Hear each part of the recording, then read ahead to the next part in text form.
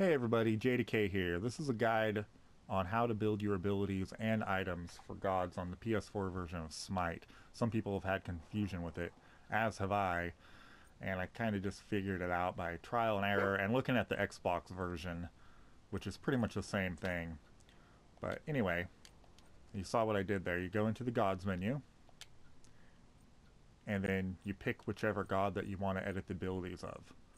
Which I'm going to do raw because I already have the abilities built for him. Usually you'll start up at the about section, and in this area you can look up like your Scange voice packs emotes and stuff that are unlocked, different abilities. You can see what they do, your stats, and the lore behind them. But you want to go down to the ability builder, and here you'll see the different abilities that you can choose. And I'm going to clear this because I'm going to start fresh. At the top you'll see the square blinking. That means that is which skill you're going to pick now is going to be the ability that you learn at level 1. So I'm going to learn Celestial Beam at level 1, of course. And then Solar Blessing will be level 2. So see how the square moves as you pick different abilities. And level 3 will be Divine Light, Celestial Beam, Searing Pain, another Celestial Beam, Solar Blessing, Divine Light, another Searing Pain. And as you keep moving, you will unlock all your abilities until you get to level 20. And I like having, oops, I want to go back. There we go. L2 and R2, you can edit which ones you can move around. Which one, R2 will make you move right, or L2 will make you move left. And I can change that to Searing Pain, which I want, and then Divine Light, and then Searing Pain for level 20 as well. And it's pretty straightforward and easy. If you want to find guides on different types of builds, I suggest going to SMITEfire.com or the subreddit for SMITE. It's reddit.com/r/SMITE. There's all kinds of great information on those two websites. And when you're done, you'll press the circle button to leave, and you can save or not. I'm not going to save it because I already have a better build. I'm pretty sure it might be. It's pretty similar actually, but for the items it was a little bit more confusing for me. I didn't really know what to do, but basically you just choose which items you want to show up in the store when you're in there, when you're in the store in game. What I like to do, so you click X to build it, but if you want to remove something, I already have a build here, so I have to remove stuff. So it's square to remove things. To equip stuff to a specific square, you have to hit X on an empty square and then choose which item that you want. And my starter item is usually where did it go? Items. You can go through all the different items. They're all sectioned off into different categories, so you can look through them as you want. And my first item is that I like to get is Warlock Sash. Even though it's an expensive build to start off with, that it's a good item. Oops, I just changed my core. I meant to have different shoes there. What was the shoes that I had there? Sorry about that. So the Shoes of Focus is the shoes that I like to have. And the first item I like to get is that. But anyway, to equip things, you just click X, decide.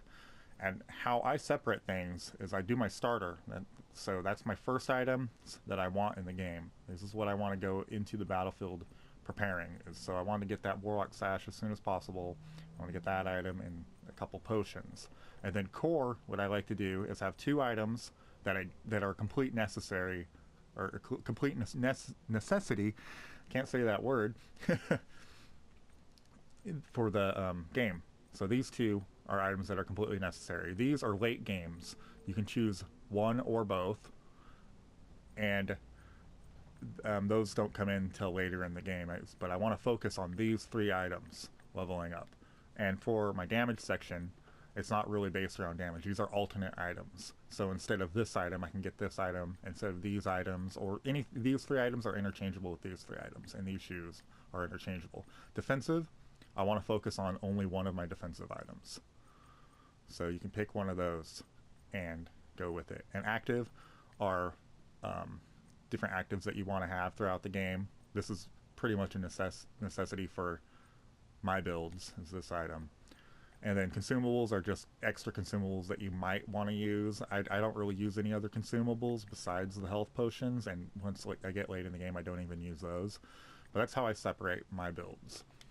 And it makes it easy for me to understand what I'm going to buy when I'm in the store playing.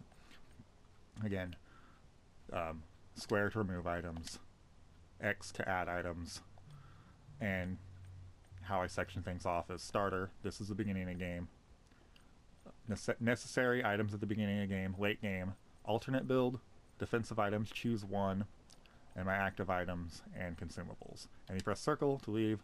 And it asks you if you want to save. And I'm not going to save because I already have it built.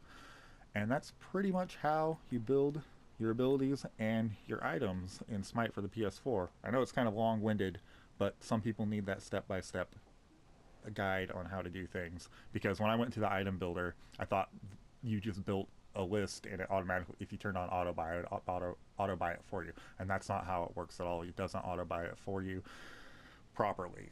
It just kind of decides what it wants to build if you turn on buy if you turn on auto buy, which I don't think anyone should do. Abilities, though, that will level up everything automatically for you if you turn on auto level. That is, it's the most